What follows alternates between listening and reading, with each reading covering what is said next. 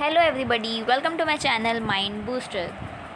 सो guys, last video में हमने start किया था वेलफेयर स्टेट एंड ये वीडियो में हम उससे आगे पढ़ेंगे। सो स्टार्ट करते हैं हमारा वीडियो। सो गाइस, स्टार्ट करते हैं लिबरल डेमोक्रेटिक वेलफेयर स्टेट से। So positive liberalism in the 20th century came to be identified with the democratic welfare state। तो पॉजिटिव लिबरलिज्म कब स्टार्ट हुआ? 20th सेंचुरी में, और वो आइडेंटिफाई किससे हुआ? डेमोक्रेटिक वेलफेयर स्टेट से। The welfare state involves a radical transformation for the 19th century capitalist laissez-faire state in respect of the scope of public policy, the character of state action, and the basic assumption concerning human nature and the idea of social good। So laissez faire का मतलब होता है कि जो industry को है ज़्यादा promote किया जाता है, जो गवर्नमेंट है इंडस्ट्री पे जो बिजनेसमैन होती है उनको ज़्यादा प्रमोट करती है, ज़्यादा हेल्प करती है। So the welfare state attempted to reconcile the interest of the individual with that of the society in order the essential of the capitalist system were preserved while at the same time removing its ill effects। The object of the state is not only to maintain law, order and justice, but it is also a part of the social process। Its function in the society is to be served the common interest। So सिर्फ government का काम ये नहीं होता है कि वो सिर्फ लॉ या ऑर्डर मेंटेन करे या सिर्फ जस्टिस दे। तो उनका क्या काम होता है? जो सोसाइटी का प्रोसेस है, सोशल प्रोसेस है, फंक्शंस है सोसाइटी के, वो ठीक से चलने चाहिए। जो लोगों का कॉमन इंटरेस्ट है वो आगे आना चाहिए। सब अपनी अपनी ड्यूटीज़ को प्रॉपरली परफॉर्म करे एंड हर एक इंडिविजुअल को उसका इक्वल राइट मिले, उसकी अपॉर्चुनिटी मिले, ना कि सिर्फ एक वर्ग के लोगों को ज़्यादा प्रमोट किया जाए या फिर कुछ वर्ग के लोगों को सिर्फ नीचे ही रखा जाए। जो है गवर्नमेंट का काम है कि सबको इक्वल अपॉर्चुनिटी प्रोवाइड किए। The main principle of the welfare state are relatively simple. Firstly the recognition that every member of the community solely because he is a human being, okay, he is a human being, ये एक चीज़ आती है। is entitled to a minimum standard of living। ये एक minimum standard of living होता है कि हर एक इंडिविजुअल एक ह्यूमन बींग है। Secondly the welfare state is committed to a policy of economic stability and progress, seeking to eliminate the cycles of violent booms and bursts in the economy by public policies। Whenever private enterprise is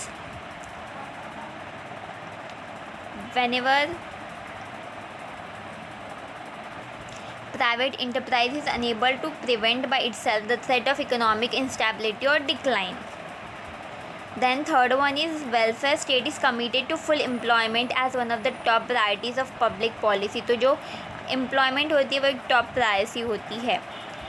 The economic depression of the 1930s showed that not only the economic ravages of unemployment but also the human degradation inflicted upon those who though able and anxious to work। तो जो great depression आया था, economic depression आया था 1930 में, उसने बहुत सारी चीज़ें बताई कि that is the ravages of unemployment बताया, देन ह्यूमन डिग्रेडेशन बताया, बहुत सारी चीज़ें, बहुत सारी प्रॉब्लम्स क्रिएट हुई, अराइसेस हुई।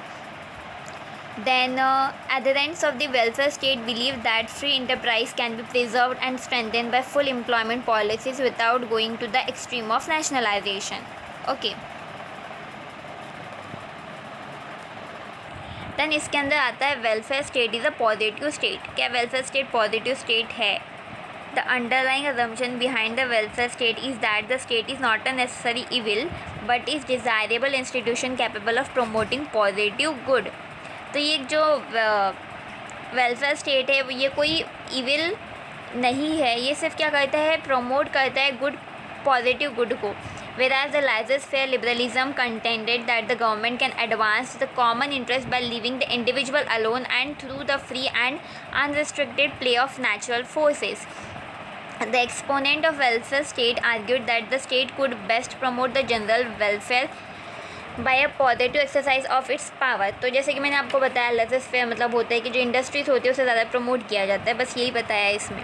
It regarded the democratic state not as an evil force but as an instrument that the people could and should use to further their common interest, to ameliorate the condition under which they live and worked and to promote further health and safety and to some extent further social and economic security। तो मतलब जो common human being की जो ज़रूरतें होती है ये सारी चीज़ें आती है, जैसे कि हेल्थ होती है, सेफ्टी होती है, ये सारी चीज़ें आती है। Then welfare state is democratic, तो वेलफेयर स्टेट को डेमोक्रेटिक भी बताया है। The new liberals categorically asserted that the welfare state is a democratic state possessing a certain formal institutional mechanism which is considered essential in liberal democratic society. Any state which may be a welfare state but is not democratic from the institutional point of view cannot be regarded as liberal state. अगर कोई भी welfare state democratic, अगर मतलब कोई भी state welfare state है but वो democratic नहीं है उसके इंस्टीट्यूशनल पॉइंट ऑफ व्यू से, तो उसे लिबरल स्टेट नहीं कहा जाएगा। The state can be a welfare state only if it is manifest itself through a formal democratic institutional attire. तो अगर स्टेट वेलफेयर स्टेट कब का कहला जाएगा, जब वो एक डेमोक्रेटिक इंस्टीट्यूशनल अटायर से हो।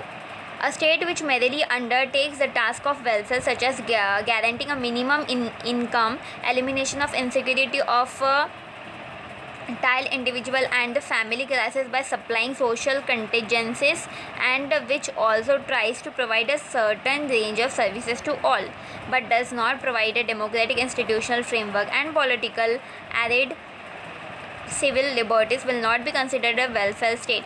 अगर एक स्टेट है जो ये सारी चीज़ें प्रोवाइड कर रहा है, जैसे कि सोशल कंटेंजेंसीज एंड ये सारी जो चीज़ें दे रहा है, लेकिन वो एक जैसे कि minimum income, elimination of insecurity, सारी चीज़ें दे रहा है, लेकिन वो डेमोक्रेटिक इंस्टीट्यूशनल के फ्रेमवर्क में नहीं आता, तो वो क्या एक वेलफेयर स्टेट नहीं रहेगा। It is on this ground that communist countries like the former Soviet Union, China and erstwhile East European countries as well as fascist states like Germany were excluded from the category of the welfare state. तो जो Soviet union था, China, erstwhile east European countries, ये जो सारी है countries, वो excluded था welfare state से, मतलब वो वेलफेयर स्टेट में नहीं आता था। In other words, the term welfare state is used only for the state of those capitalist countries which undertake the positive task of providing welfare services and where the government preserve the formal democratic institutional framework.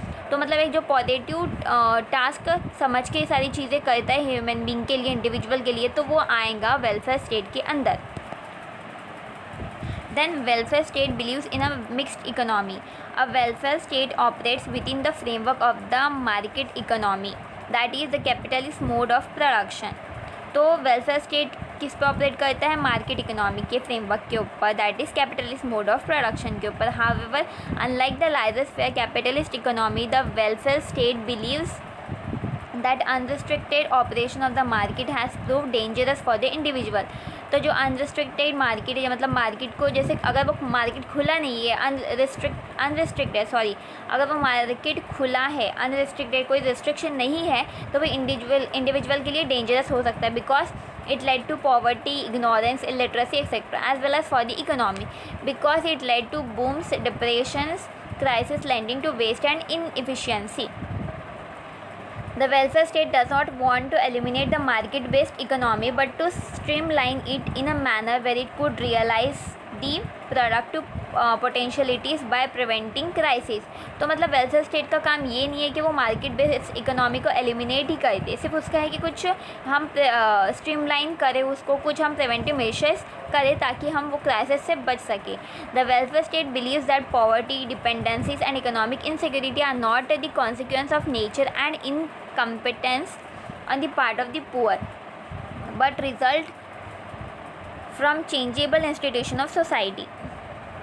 For the first time in history, modern technology has made it possible to banish poverty from the face of earth. तो first time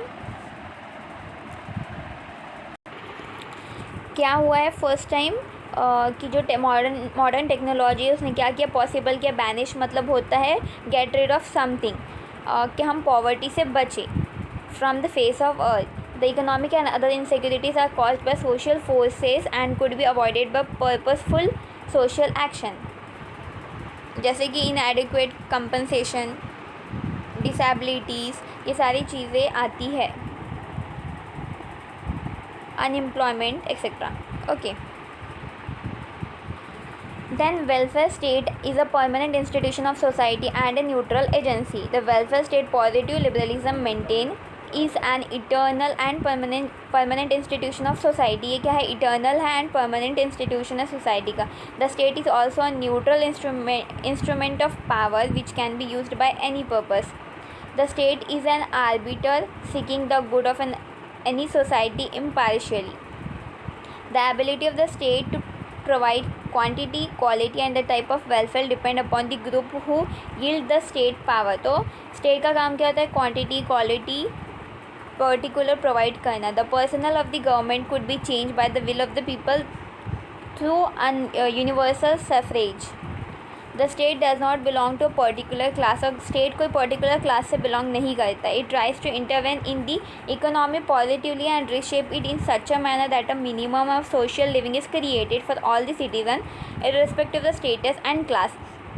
तो मतलब welfare state का काम क्या होता है कि ताकि वो इकोनॉमी में पॉजिटिवली जाके उसे रीशेप कर सके, उसको ठीक कर सके. एंड ये कोई स्टेटस को देख के, कोई क्लास को देख के नहीं होता है. ये होता है सिर्फ सिटीज़न के लिए, सोसाइटी के. As Titmuss pointed out, it was increasingly regarded as a proper function of government to ward off distress and strain among not only the poor but almost all class of society. And उन्होंने क्या कहा कि जो government का काम है ताकि वो डिस्ट्रेस और स्ट्रेन सिर्फ पुअर के नहीं बल्कि पूरे क्लास के लोगों से हटा सके सोसाइटी के. ओके, सो गाइज़ आज के वीडियो में इतना ही.